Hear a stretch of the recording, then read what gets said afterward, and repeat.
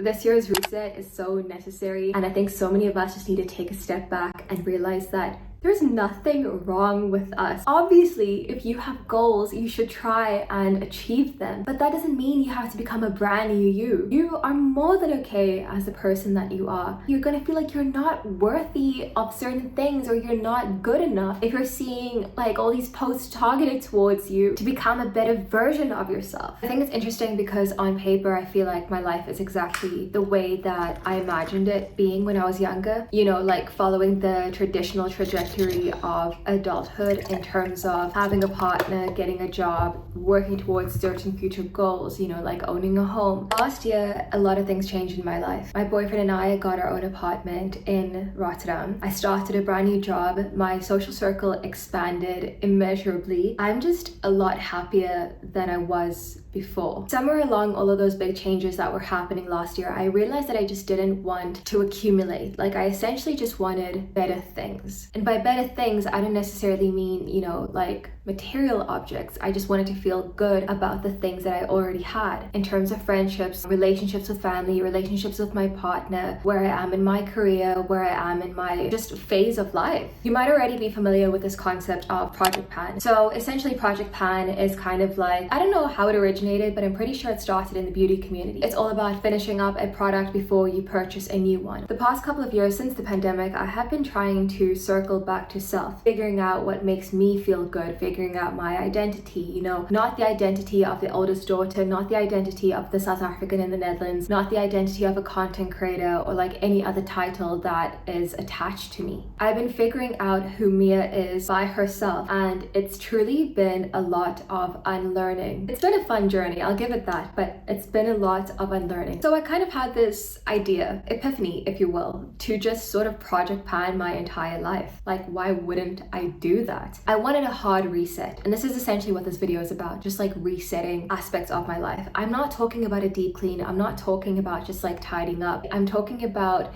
keeping what makes me feel good, what fills my cup. I think oftentimes we are told to want more for various reasons, whether that's status, validation, you know, just like a lot of things that we're told to have by a certain age or in general by society even. Although Project Pan was originally about beauty and decluttering my makeup, like that's how I started with this whole idea in the first place. It was supposed to be about decluttering my makeup, using what I already have, given the fact that I have like ancient artifacts like the Anastasia, like what is it called, like Renaissance palette. I also have a lot of stuff from PR, etc, etc. So it kind of just made me want to declutter my makeup, and that's essentially how all of this started. But then the more I thought about it, I was like, why not just declutter my entire life? I want to be more intentional about the relationships that I am building. As you might know, not everyone is a friend. It's fine to say that someone is a colleague. It's more than okay to say someone is an acquaintance. I also want to be more conscious of what I post on social media. Is this something that makes me feel good, or am I seeking validation? I want to be more conscious about the people that I follow. We have such a massive overload of information. In the same breath though, although I consume stuff on social media, I also contribute to it. But I realized that I needed to start living a little bit more outside of social media, and I think this is a major cultural shift that we're seeing this year. As someone who creates content, it is necessary to be online, especially if it's part of your income. But then I notice how I feel if I spend too much time online, and now I've set like, what do you call it, like a clock, a timer, I don't know, screen time thing. I've set it in the morning and I have like 45 minutes and that's it. 45 minutes a day on Instagram.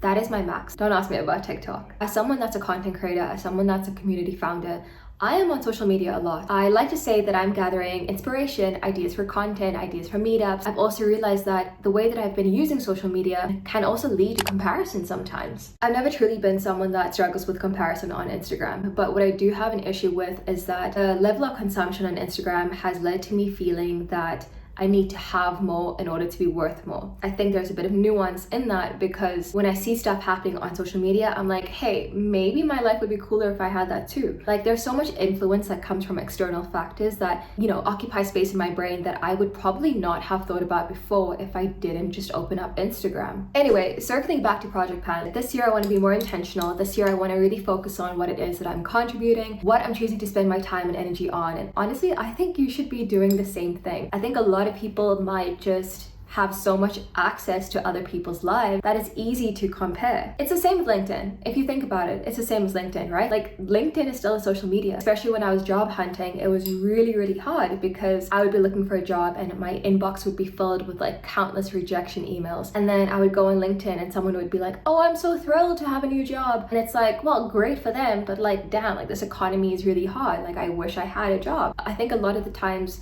these are internal thoughts or insecurities that we might already have. Those insecurities are almost validated when you see that someone else has something that you don't, because it's like, what am I doing wrong? If you're like me and you're a content creator, that could be something to do with your following. It could be something to do with your actual content, a brand deal, a partnership, a brand trip, whatever. Problem is, you're always going to need more to be successful in the content creator space. If you're also like me and you're an average human being for the most part, and like, you know, the example that I gave with wanting a job, you're still gonna feel some level of comparison if you're looking for something and someone else has it. It's just normal and it's very human to have these thoughts, but it's also up to us to control them. It's a level of autonomy that I think we need to start exploring more of. So last year I achieved 3 long-term goals that I've been working towards. The first was, you know, like having my own place with my boyfriend, getting permanent residency, and then also getting a job. These are 3 things that were incredibly hard to do, and they were 3 things that gave me anxiety when I first started university in 2016. I'm not even kidding that this was literally some sort of anxiety that I had been holding on to for the past 10 years of my life. When you are not from the European Union, you have 1 year to secure a job. That's it, okay? Like after you graduate from a Dutch university, you have 1 year to find a job. But it's incredibly difficult to do that because the company needs to sponsor you. Companies are not going to sponsor you if they have to pay more to keep you, which they do. And also if they can hire a European person first, which is the law. So basically, I started project planning my life. I started distancing myself from people who made me feel like shit after I hung out with them, for people who would make jokes at my expense, from male friends who would make sexist jokes. I also started distancing myself from people who were not reciprocating plans. And I started categorizing friendships in certain levels. Like, you know, people that you hang out with occasionally, people that I only go out with, and people that are really like my ride or dies. And not everyone falls into every category, and this is something that I actually had to learn, and I think I learned that after my frontal lobe developed. I also reevaluated my hobbies and how I was spending my time. Quit so many things because I just wasn't good at it, and I was like, the only way to build confidence and get good at it is to endure it. Essentially, the reason that I'm talking about and this project planning my life idea / concept is essentially talking about what aligns with me and you as a person, as people, as a person. We're people. You know, what aligns with us as people. What aligns with us should stay, and what doesn't serve us or what makes us feel bad about ourselves or what makes us want to, I don't know, compare ourselves or talk negatively about ourselves, because we'll have those days. Those are things that I think we should reevaluate. If it aligns with you, it should stay. And something that once served you doesn't have to be part of your story anymore. Something that, you know, was once really important does not have to represent who you are. I think the biggest thing to take away from this little yap session is that not everything that you outgrow is bad. It just might not be for you anymore, and that's completely okay. For example, some of the people that I've chosen not to spend time anymore doesn't mean that they're bad people. It just means that I don't align with certain things or we have different values. Instead of focusing on how things looked or what I did, I wanted to focus on how I felt. I'm more confident than ever now going into 2026 about the kind of person that I am and who I want to be than I was before. And maybe it's because I'm approaching my 30s, I don't know, which is also scary on its own. Like, yes guys, I'm approaching my 30s.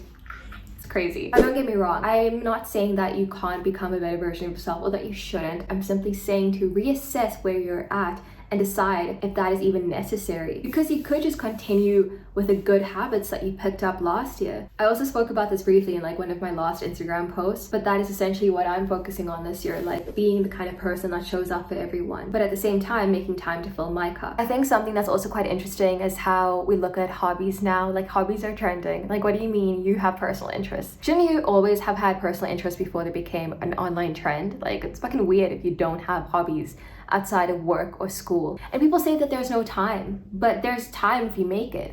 If you can scroll for 4 hours, you can read a book for 1. I'm just saying, like, obviously, again, little disclaimer, don't come at me. You can spend your time how you want, but I find this whole idea of spending, I don't know, I find this whole idea of like having hobbies trending so incredibly ridiculous, because it's kind of like we rely on an algorithm to tell us what to do next. Like we don't have autonomy. So many of us are intelligent and capable and beautiful, but we wait for online posts and trends to tell us what to wear, what hobbies we should be engaging in, etc., etc. And I'm not saying that you shouldn't take inspiration from that, but I am saying take time to learn more about yourself. Take time to be alone, to sit with your boredom, to not scroll when you don't have anything to do. If you're not someone that's chronically online, you're probably like, what the hell, girl? Like, I've touched grass my entire life. And good for you. I haven't. And I'm not afraid to admit that. Like, sometimes I do need to tap out of my phone and get back to earth. But it's hard when earth is also what you're seeing online. Everything that's happening on the outside world is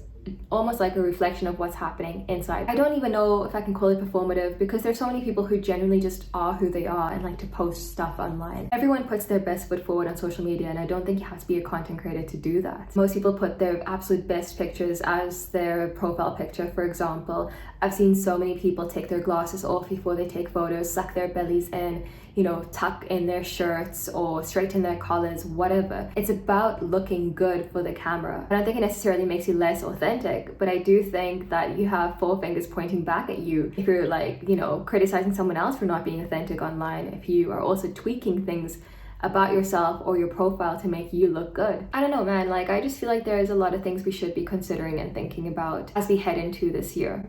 You don't need social media to tell you what to enjoy. It is cool to take inspiration from. Again, that's not what I'm saying. Like, I love taking inspiration from social media. Social media can be useful. It can be a really good tool to be social, to help people, to find things out, like to learn. The way that we've been using it, that's kind of where I start questioning things a little bit. Another thing I kind of want to dive into a little bit is like the topic of community. I've been really big on community the past 2 years. And I say the past 2 years because before that, I wasn't a villager.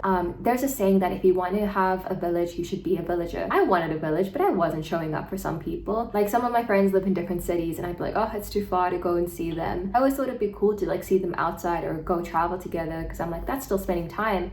But I needed to be in their world with their friends or their family and like see their city as well, you know, not just like a communal thing. Showing up matters so much, whether it's a birthday, a graduation ceremony, whether someone just invites you for a coffee. The reason why I think we don't have as much community as we probably could have is because we're not willing to make the time. Everyone is busy. Everyone is grinding to get to where they want to be. We all have goals, but some of us, those of us who have community, you know, we're making the time. And I think that's the difference. We don't have time, but we're making it. I used to be worried about having people over at my place because I was like, oh no, my place isn't big enough. Or I would be planning something and be like, oh, maybe people won't like this, or maybe they don't want to come. I wouldn't give them the option to decide. Like I would just decide for them. Like, oh, this restaurant is nice, but maybe people won't like it, so I won't go there with them.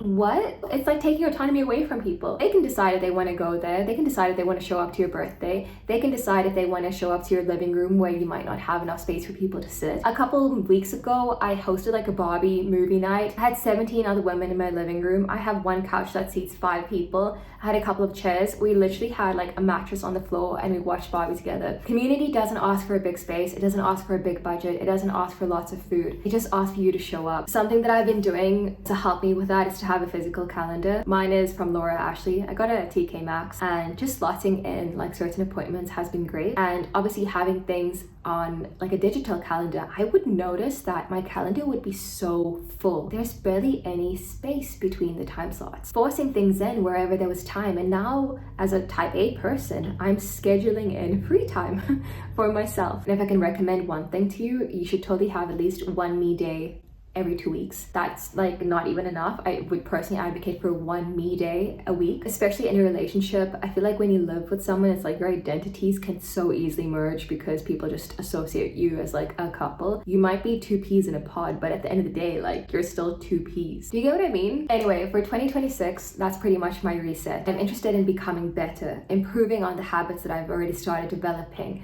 I'm interested in being more of a villager, like really showing up for people, living more intentionally. I'm interested in questioning my purchases. Do I like it, or was I told to like it? It's so necessary and so important to sit with these questions at the end of the day, because that is how you become the most authentic version of yourself. And it took me way too long to realize this. Honestly, just sitting with yourself and being like, what is it that I want from life? How can I take the time, and what energy can I put in? Which resources do I have to take those steps? Stop thinking about what you don't have you know, and start focusing on how you can use the resources that you do have to work towards what you want. This is my reset. Really, it's more of a mindset shift, I would say, like just framing things differently, thinking about things differently. I just think it's a bit odd how we kind of feel like a need to reinvent ourselves at the beginning of every year. I understand why it happens. You know, it's like the perfect time, it's optimal. What do they call this? Like 365 chances or whatever. 366 if there's a leap year. I just don't think that the goal should always be to become someone new. I think it should be about taking better care of who you already are.